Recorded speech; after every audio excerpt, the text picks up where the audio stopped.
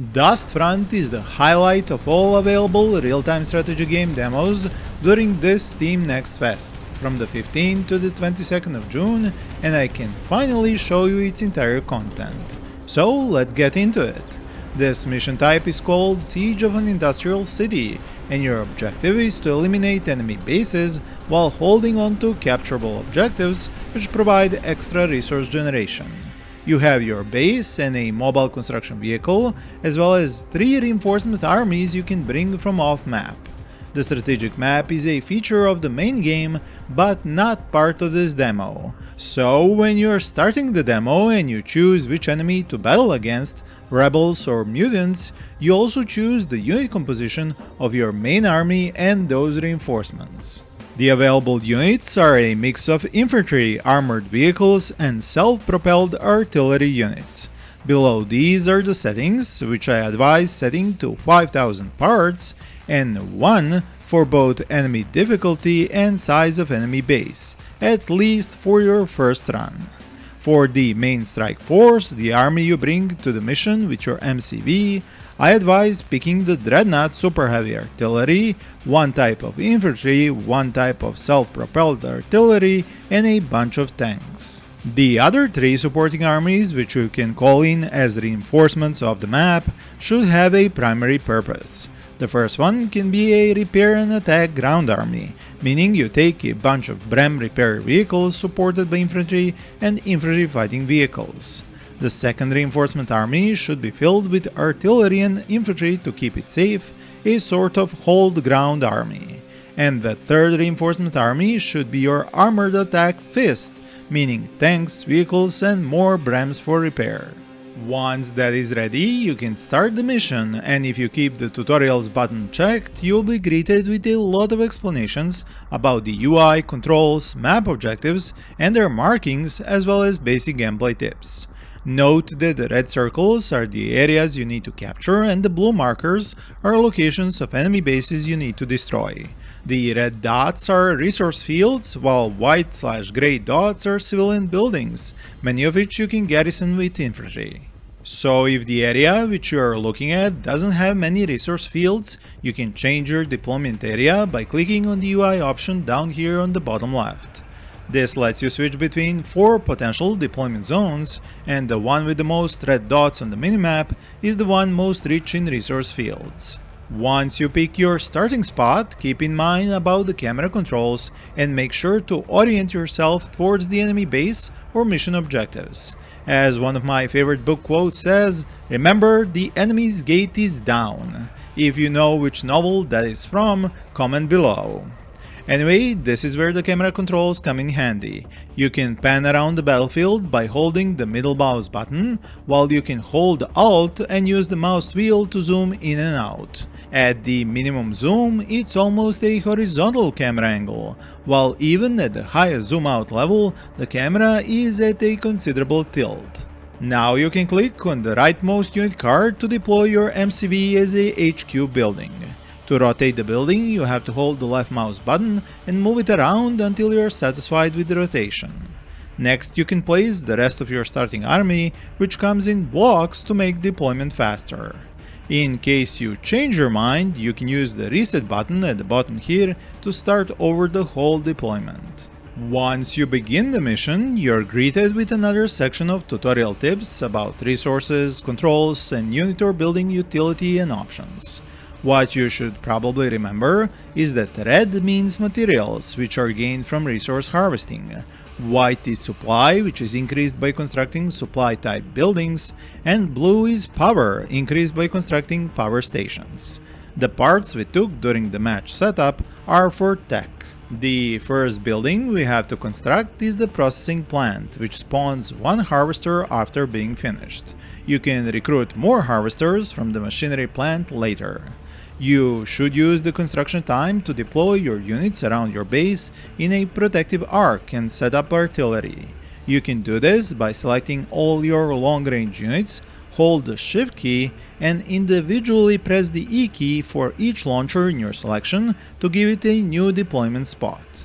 The next building should be a power station, as most buildings in Dust Front are power hungry. The little combine here is your harvester, and it actually has to dock with the processing plant to leave its resources for processing. It then comes out the other end to continue harvesting. With more power available, you should get a construction crane next, as that allows you to have another construction queue. Just make sure to put it at the edge of your current construction range, as it will extend it once it is completed. Now, while the AI might not attack your base directly at the start, and at low difficulty there is even less chance of it happening at all, I still advise that you first find some buildings to garrison with infantry around your base, and to construct a lot of turrets once you expand your base. Once you increase the difficulty, this will become a habit, but also a must-do task. For this very reason, you can go with the barracks building next, so you can produce infantry units, both to protect your artillery and main base. Now, with 2 construction queues, expanding your base is much faster, especially as you can expect to be constructing new power stations all the time. Barracks offer 4 units in this demo, but until you tech up, you can only recruit riflemen and anti-tank squads. These are useful to man trenches, which you can access in the alternative construction menu, accessible by pressing the tilde key. Trenches can be rotated, of course, and you can draw them out to construct several in a line. Each one offers just 1 slot for infantry units, so you can make dozens of them around your base and fill them up with a mix of riflemen and anti-tank squads. Do keep in mind that using up infantry like this eats up your supply limit, while regular turrets do not. To increase this unit limit, you need to construct supply depots, but since these can construct extensions by themselves, place them somewhere with a lot of empty space around them. The next building should be a complector, because this one automatically produces brutes unit, but it has some neat building buffs as well. Constructing one next to your barracks reduces unit costs by 5%, while by placing a complector next to power stations, brutes are produced faster. Additionally, by having supply buildings next to complectors, they have a higher maximum limit for the number of brutes they can support. These brutes are cheap infantry you don't have to spend resources for directly, and are great to use as scouts and frontline troops. As I mentioned, supply buildings have their own construction queue and range. There is the warehouse that extends your supply limit a bit, and the large warehouse which takes up more space but increases the supply limit much more. You do have to tech up with a foundry building before you can construct the larger version, however. If you are running low on power, you can turn off some buildings to save power, but my advice is just to keep constructing new power stations, especially next to complector buildings to boost production speed of brutes. Since you will be resource starved at the start, going for multiple processing plants is a good idea. But while we wait for the resources for that to be collected, let's move up units and begin combat. As I mentioned, you should use squads of brutes to scout forward, and while you could use the interceptor/scout planes from your command power UI on the left side, those are harder to restock than vet-grown brutes. Because artillery has high range and great destructive power in Dust Front, offensive operations are best planned as slow creeping advances, where you move your artillery units into new positions closer to enemies, set up other units in front of them for defense, and scout the enemy so you can begin to bombard them from a safe distance. Any civilian buildings, which have garrison slots as white cards on the top, are also great positions to take over and gain more vision on the enemy units or buildings for your artillery to target them. The AI will react instantly to your advance, and especially on higher difficulty levels, don't advance without having sufficient units. Keep in mind that new squads of brutes are produced as you lose them, so keep moving the rally point of their building to where you are currently in combat. But an important thing to keep in mind is that these MLRS launchers fire incendiary rockets, and infantry will burn up in the ensuing fires very quickly. There is a lot of potential for friendly fire in Dust Front. With more resources stockpiled, we can finally get the second processing plant, and right after more power stations, because to tech up we need some very power hungry new buildings. At the HQ, I am now getting the Foundry, a building which both unlocks new units and building options, but also increases the toughness of friendly vehicles by 10%, and once I construct 5 of these buildings, the bonus will go up to the maximum 50%. You can use the R key to manually pick the target for your artillery units, and while you hold that key you can also see the unit's maximum range. If no more enemies are in range, you should pack up your artillery and army and move up to start placing units into the capture zone of one of the mission objectives. Capturing it will also start to stream resources into your stockpiles. And speaking of resources and stockpiles, you can raise the limit on how many resources you can have saved up by constructing storage buildings from the alternative construction menu. These can be constructed by both the HQ and construction crane. While you are in combat, most often resources will pile up, so having several of these is a good idea. You should always configure the building placement of new power stations to boost additional complector buildings, while to get access to the radar you need the radar building constructed. It has a special use, because you can uncover a section of the fog of war for a limited time with it, allowing you to fire artillery at discovered enemy units or buildings. This ability does have a cooldown period. The mentioned commander powers on the left side of the UI allow you to call in new strike groups prepared before the mission started, a heavy bomber, a napalm bomber, interceptor/scout, and drop in infantry squads. The charge that keeps climbing up on the very edge of the screen is from combat, and once full it allows you to restock one of these powers. Another building power you can find is at your HQ, which can instantly summon half a dozen infantry squads to defend it in a pinch.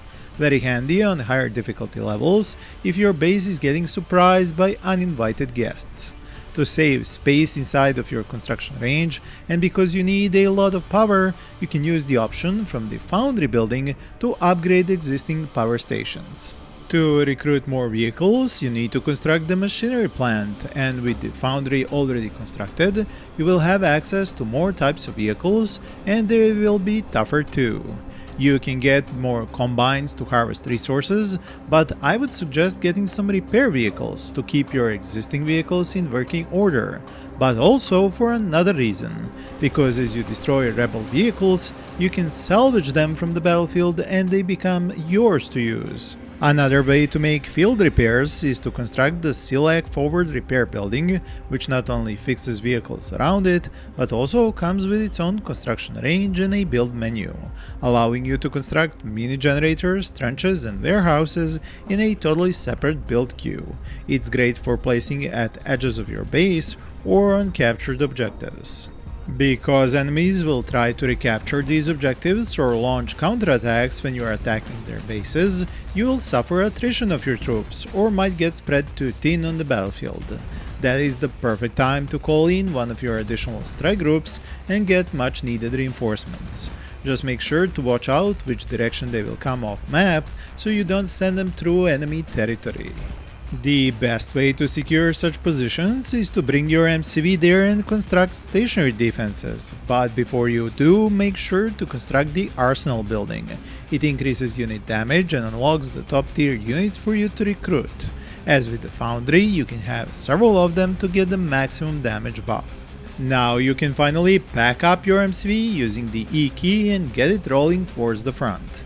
There you once again deploy it into an HQ, and usually each objective will give you just enough room to do that and put in new buildings.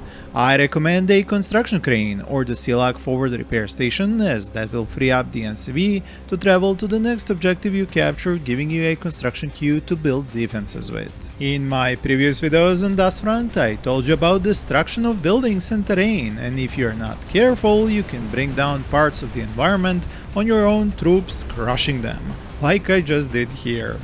When it comes to stationary defenses, you have three options: a gun turret, a flamethrower turret, and a bunker. That last one has half a dozen slots for infantry to hunker down. The last building I have to mention is constructible only by the HQ and construction cranes, and it's called the Matter Fabricator. It costs an arm and a leg to build and power up, but it not only passively generates resources, but also adds 50 to your supply cap.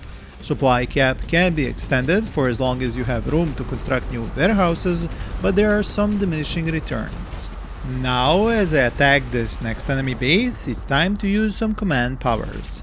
Both bomber planes in fact. Do keep in mind that you are able to not only place these, but also reposition them by clicking on the stopwatch icon and holding the left mouse button. The enemy bases are ringed by turrets which can shoot down these bombers, so try to at least take out some of them before calling in bombers. So what are my thoughts after finally playing Front RTS for many hours and enjoying this demo? I think the base building is very well designed, as it gives you both powerful options and limits to keep those powers in check. It's a puzzle almost, and that is the best kind of base building, because it's not just an afterthought, it requires giving it actual thought. The game's overall art design is definitely unique, and to such an extent that it can sometimes work against the player. For example, you will lose track of some smaller units like the anti-tank squads, as they will meld into the environment. Luckily, you will easily spot your units as green spots on the minimap. The vehicle combat is just terrific and has some of the best visual punches I have seen in a long time. This is made even more atmospheric by excellent sound design and very fitting, if not inspiring music. I can see myself playing this for many more hours, and it's just a demo. Can't wait for the full thing. Let me know your thoughts and impressions in the comments below. To see more amazing new indie RTS games like this one, check out my other videos linked as cards on the screen or links in the description. Thank you for watching and happy gaming!